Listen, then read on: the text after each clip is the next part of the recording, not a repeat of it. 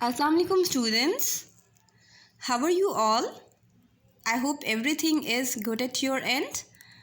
And today we are going to move to the next topic of chapter number 1, which is database basics.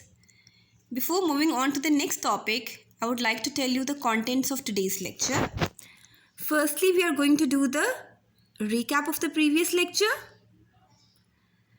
Then we'll be discussing an important topic from exams point of view as well, which is types of data models. We'll be discussing 3 types of data models, that is hierarchical model, network model and relational model. After that, I'm going to explain you with an important term, that is DBMS. DBMS stands for Database Management System. So I'll be explaining you what is DBMS and what are its objectives. Moving on to the recap of the previous lecture. आप लोगों को मैंने एक बहुत ही important term database से familiar करवाया था. Database क्या होती है? अ collection of logical related data. For example एक कॉलेज का डेटाबेस है, वहाँ पे सारा का सारा कॉलेज का रिकॉर्ड पड़ा हुआ है. किसी भी ऑर्गेनाइजेशन का डेटाबेस है, उसमें उस ऑर्गेनाइजेशन के सारा डेटा या इंफॉर्मेशन या रिकॉर्ड पड़ा हुआ है. सो डेटाबेस को हम कहते हैं it's a collection of logically related data, यानी कंप्यूटराइज्ड जो रिकॉर्ड पड़े हुए हैं, that are called as the databases. इसके अलावा हम लोगों ने पढ़ा था कंपोनेंट्स ऑफ डेटाबेस, यानी कहीं भी ऑर्गेनाइजेशन में जब डेटाबेस सॉफ्टवेयर यूज़ हो रहा होता है, एक डेटाबेस सिस्टम यूज़ हो रहा होता है, तो उसके कंपोनेंट्स क्या क्या होते हैं. जैसे मैंने एग्जांपल में बताया था कि एक फार्मेसी की शॉप है और वो लोग एक कंप्यूटराइज्ड डेटाबेस सॉफ्टवेयर यूज़ कर रहे हैं. सो उसके क्या मेन कंपोनेंट्स होंगे? एक तो कंपोनेंट होगा डाटा इटसेल्फ, यानी जो डाटा पड़ा हुआ है, उनके पास रिकॉर्ड पड़ा हुआ है मेडिसिन्स का. दूसरा क्या है? सॉफ्टवेयर्स, यानी उनके पास कंप्यूटर में सिस्टम सॉफ्टवेयर्स भी हैं जैसे विंडोज़ वगैरह है, और यूज़र सॉफ्टवेयर्स भी हैं. थर्डली उनके ज़ाहिर है अगर सॉफ्टवेयर्स भी हैं, डाटा भी है, अगर हार्डवेयर ही नहीं है तो you can not use that database system. So computers itself जो है वो एक तरह से कंपोनेंट्स है ना, कंपोनेंट्स ऑफ डेटाबेस. कंप्यूटर में क्या चीज़ें इंपॉर्टेंट होती हैं? मेन चीज़ होनी चाहिए प्रोसेसर होना चाहिए, स्टोरेज डिवाइसेस होनी चाहिए, मेमोरीज होनी चाहिए. फिर हम लोगों ने पढ़ा था डेटाबेस ऑब्जेक्टिव्स. 3 मेन हमने डेटाबेस ऑब्जेक्टिव्स पढ़े थे, विच वर डेटा इंटीग्रेशन, डेटा इंटेग्रिटी और डेटा इंडिपेंडेंस. डेटा इंटीग्रेशन से क्या मुराद है कि एक लॉजिकली सेंट्रलाइज जगह पे डाटा पड़ा हुआ है, मल्टीपल फाइल्स में नहीं पड़ा हुआ. अगर एक जगह इससे एडवांटेज क्या होता है कि एक तो डाटा रिडंडेंट नहीं है, उसकी बहुत सारी कॉपीज़ नहीं है, एक ही कॉपी है, ठीक है. सेकेंडली अगर उसमें कोई चेंजेस होंगी तो वो सबको नज़र आती हैं. सो डेटाबेस बनाने का, यानी कंप्यूटराइज्ड डेटाबेस सॉफ्टवेयर बनाने का मेन पर्पज़ या मेन ऑब्जेक्टिव क्या था? डाटा जो है वो इंटीग्रेट करना. जब डाटा इंटीग्रेट होगा तो ऑटोमेटिकली दूसरा ऑब्जेक्टिव भी अचीव होगा, विच इज़ डाटा इंटेग्रिटी. यानी कि ऐसा नहीं है कि एक यूज़र को कुछ और डाटा नज़र आ रहा है और एक यूज़र को कुछ और नज़र आ रहा है. डाटा जो है वो एक्यूरेटली जो है वो हर एक को नज़र आएगा. थर्ड ऑब्जेक्टिव हम लोगों ने पढ़ा था इसका main, that was data independence.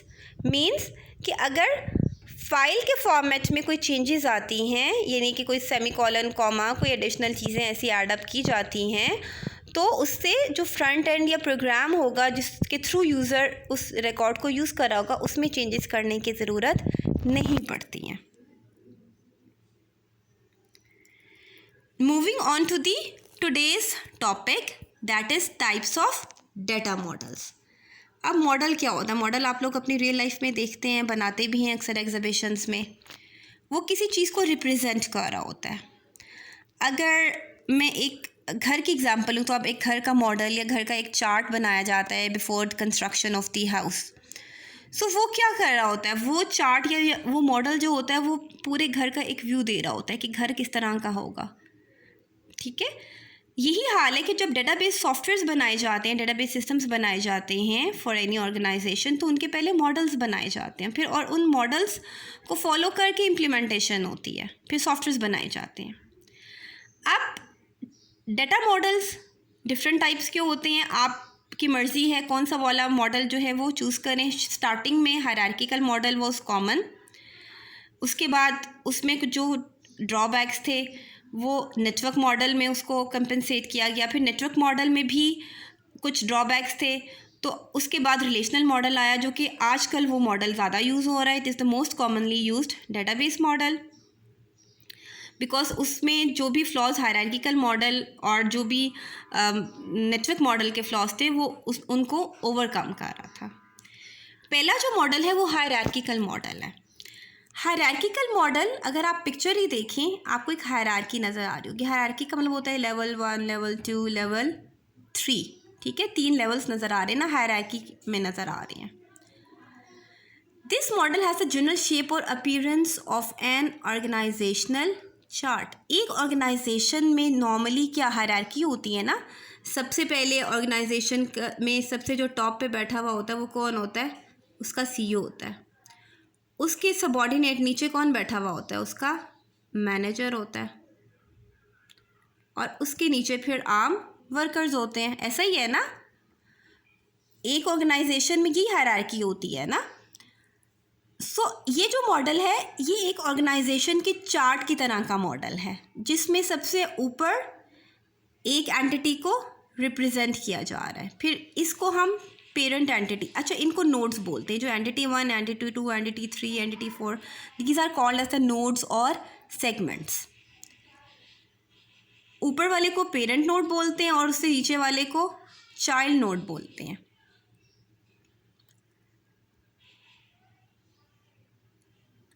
A node on the chart representing a particular entity. Entity क्या होती है? एंटिटी हर वो चीज़ जिसके बारे में एक ऑर्गेनाइजेशन रिकॉर्ड रख रही है उसको एंटिटी कहते हैं। जैसे कॉलेज की एक एंटिटी क्या है? Student.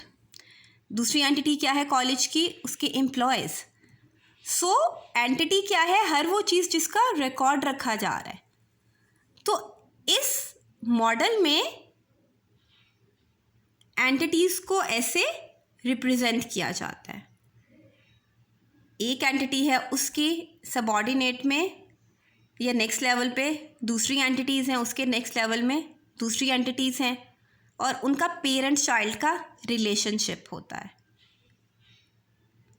Entity subordinate at the next highest level, this is next highest level, just as in an organisational chart.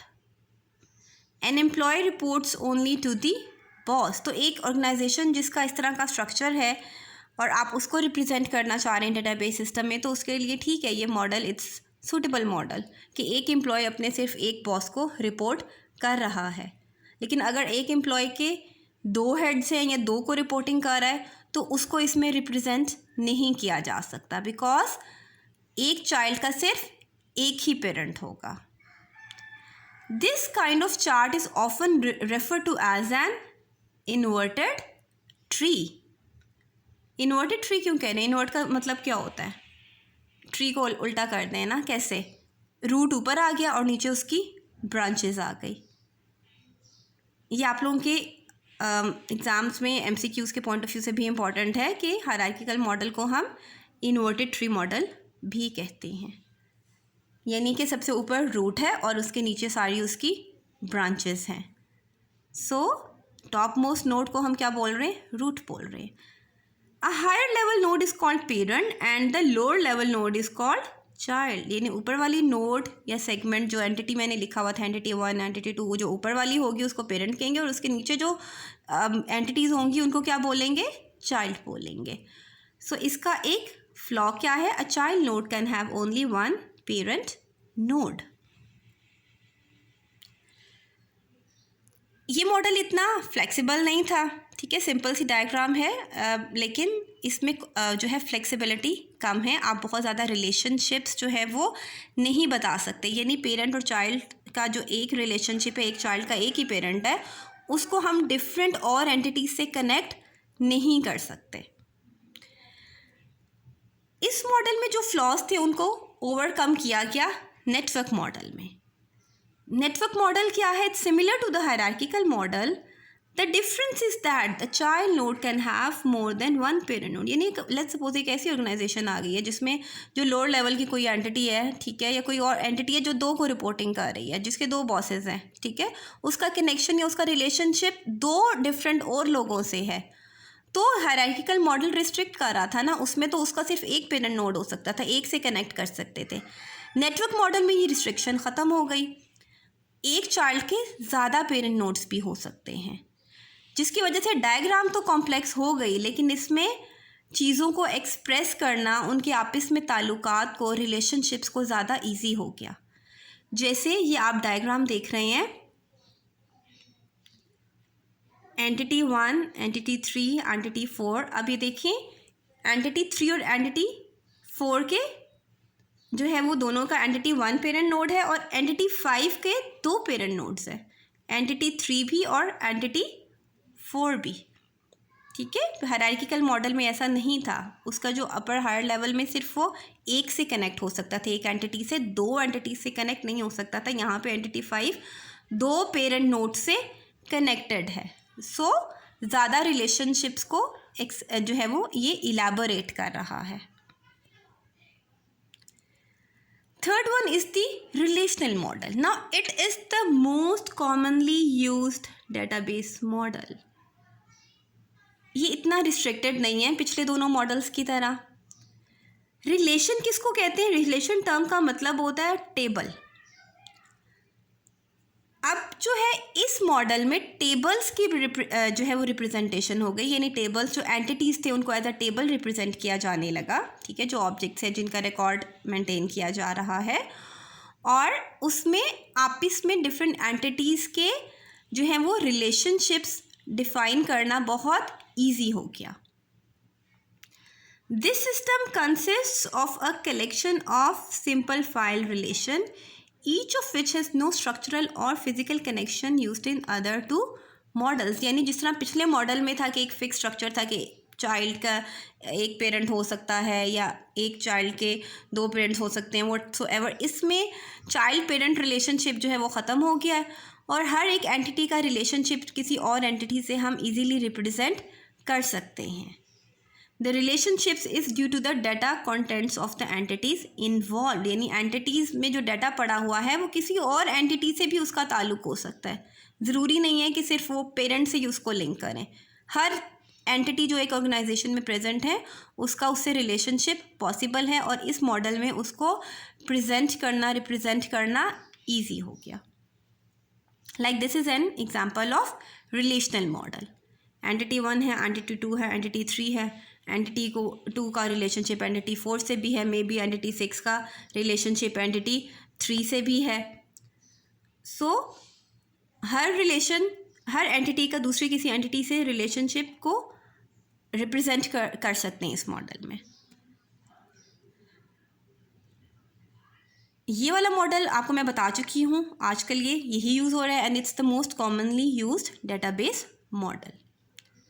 So these were the 3 types of models.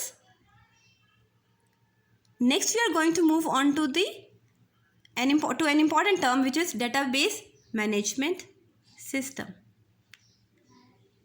DBMS। इसकी शॉर्ट फॉर्म DBMS है, इसको हम DBMS भी कहते हैं। DBMS क्या है? It's a collection of programs that are used to create, maintain and access database in a convenient and different manner। Convenient का मतलब होता है easy वे में, यानी हम कह सकते हैं कि ये ऐसा प्रोग्राम है, ऐसा सॉफ्टवेयर है, ठीक है, जिसके थ्रू हम कंप्यूटराइज रिकॉर्ड कीपिंग सिस्टम बना सकते हैं। और कंप्यूटराइज रिकॉर्ड कीपिंग सिस्टम में होता क्या है कि आप इजीली डाटा को मेंटेन कर सकते हैं, इजीली डाटा को एक्सेस कर सकते हैं। इसकी एक एग्जांपल माइक्रोसॉफ्ट एक्सेस है। माइक्रोसॉफ्ट एक्सेस जब आप ऑफिस की सीडी इंस्टॉल करते हैं तो उसके साथ ही इंस्टॉल हो जाता है। ऑलमोस्ट हर कंप्यूटर में माइक्रोसॉफ्ट ऑफिस प्रेजेंट होता है। उसकी प्रोग्राम्स डिफरेंट कौन कौन से हैं, सॉफ्टवेयर कौन कौन से हैं, वर्ड भी प्रेजेंट होता है, एक्सेल भी प्रेजेंट होता है। वर्ड और एक्सेल के हम लोग प्रैक्टिकल्स भी कर चुके हैं और एक्सेस के प्रैक्टिकल्स तो खैर नहीं किए थे, बट माइक्रोसॉफ्ट एक्सेस एक और सॉफ्टवेयर है जो कि ऑफिस की सीडी के साथ आपको इंस्टॉल हो जाता है और वो क्या है, वो एक एक्चुअली DBMS है, डेटाबेस मैनेजमेंट सिस्टम सॉफ्टवेयर है। उसमें हम जो है वो इस तरह का सिस्टम बना सकते हैं, ऐसी एप्लीकेशन डेवलप कर सकते हैं जो कि एक कंप्यूटराइज्ड रिकॉर्ड कीपिंग सिस्टम के तौर पे यूज़ हो सकती है, जिसमें किसी भी कॉलेज का, किसी भी ऑर्गेनाइजेशन का रिकॉर्ड मेंटेन हो सकता है, उसको इजीली रिट्रीव किया जा सकता है, उसको इजीली मेंटेन किया जा सकता है। अब इसको क्योंकि हम कलेक्शन ऑफ प्रोग्राम्स कह रहे हैं कि बहुत सारे सॉफ्टवेयर से मिलके एक DBMS सॉफ्टवेयर बन रहा है ना, बहुत सारे प्रोग्राम से मिलके, तो एक इसका प्रोग्राम होता है या सॉफ्टवेयर होता है, that is the DB database manager software. वो बेसिकली पूरे स्ट्रक्चर जो हम बना रहे होते हैं उसमें जब सॉफ्टवेयर बनाने लगते हैं वो उसको कंट्रोल कर रहा होता है।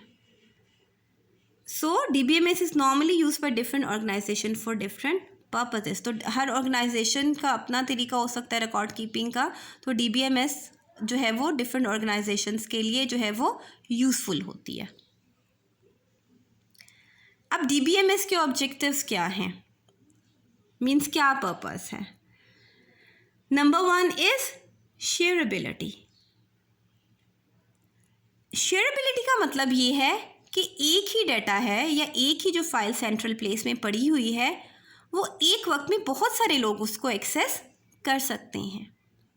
सो DBMS जब सॉफ्टवेयर डेटाबेस सिस्टम बनाया जाता है यूजिंग DBMS सॉफ्टवेयर, सो उससे क्या होता है कि सेंट्रल प्लेस पे डाटा पड़ा हुआ है, data is stored at central place and different users can access this data from different locations. Different locations पे भी अगर लोग बैठे हुए हैं तो they can easily access the data.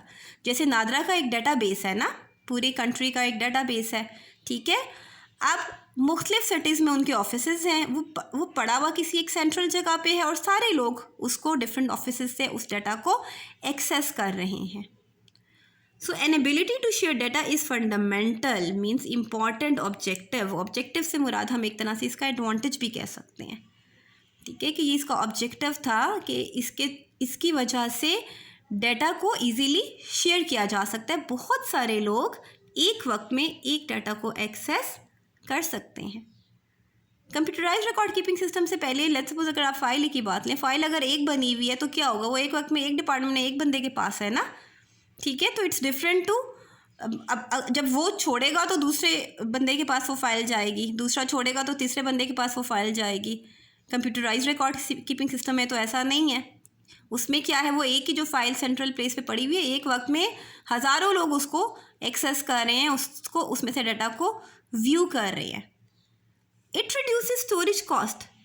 जब एक जगह पे पड़ा हुआ है तो स्पेस भी तो कम ले रहा है, बहुत जगहों पे नहीं पड़ा हुआ, एक ही जगह पे पड़ा हुआ है, बहुत कॉपीज उसकी नहीं पड़ी हुई हैं, तो स्पेस आपकी कम कंज्यूम हो रही है, स्टोरेज कॉस्ट आपकी रिड्यूस हो रही है। And it provides data consistency. ऐसा नहीं है कि एक बंदे को कुछ और नज़र आ रहा है, दूसरे को कुछ और नज़र आ रहा है, सबको एक जैसा नज़र आएगा। डाटा में चेंजेस होंगी, अपडेशन कोई करेगा, कोई बंदा डिलीट करेगा तो सबको वो डिलीटेड डाटा ही होगा सबके लिए। ये नहीं है कि एक को नज़र आ रहा है और दूसरे को नहीं नज़र आ रहा। This is data consistency. Availability एक तरह से शेयरेबिलिटी से ही लिंक्ड है कि हर वक्त DBMS यानी सॉफ्टवेयर को यूज़र्स एक्सेस कर सकते हैं। Data is always available to them, जब भी उनको चाहिए, जहाँ भी उनको चाहिए, ठीक है। Data is always available to them. Evolvability, अब एक ऑर्गेनाइजेशन है, ठीक है, लेट्स सपोज उसमें पहले कम डिपार्टमेंट्स थे, उनका एक DB डेटाबेस सिस्टम बन गया, सॉफ्टवेयर बन गया, कुछ टाइम के बाद वो ऑर्गेनाइजेशन बड़ी होगी, उसमें और डिपार्टमेंट शामिल हो गए। अब उनका भी रिकॉर्ड रखना है, उनकी भी फाइल्स मेंटेन करनी है, उनका भी की भी इंफॉर्मेशन सॉफ्टवेयर में डालनी है, कंप्यूटर में स्टोर करनी है। तो DBMS ये फैसिलिटी प्रोवाइड करता है कि वो एवॉल्व हो सके, यानी उसमें चेंजेस इजीली लाई जा सकें। सो DBMS should provide the facility to change the database due to increase in user requirements or change in the technology। कि अगर अब उस ऑर्गेनाइजेशन के यूज़र्स को और ज़्यादा चीज़ें चाहिए हैं और डिपार्टमेंट्स को भी इंक्लूड करना है, तो ये इसमें हम इजीली चेंजेस लेके आ सकते हैं। The change in database may occur in 2 ways. It may be by contents और बाय स्ट्रक्चर.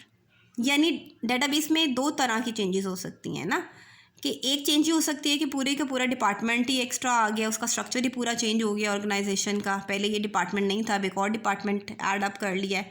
और एक चेंज क्या हो सकती है कंटेंट्स की, यानी उस डिपार्टमेंट के अंदर की चीज़ें चेंज हो रही हैं, अंदर के रिकॉर्ड्स चेंज हो रहे हैं.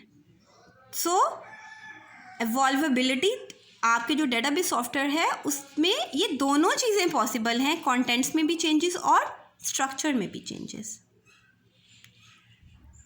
Another objective of DBMS is database integrity. Integrity का मतलब है reliability, correctness, डाटा कितना करेक्ट है. अब इस ऑब्जेक्टिव का भी ताल्लुक पिछले से है, जो कि हमने पढ़ा था कि शेयरबिलिटी है, अवेलेबिलिटी है, ठीक है, कि क्योंकि एक सेंट्रल जगह पे पड़ी हुई हैं फाइल्स, और अगर कोई अपडेट करता है तो वो सबको अपडेटेड नज़र आएगी, तो डाटा करेक्ट वे में प्रेजेंट है वहाँ पे.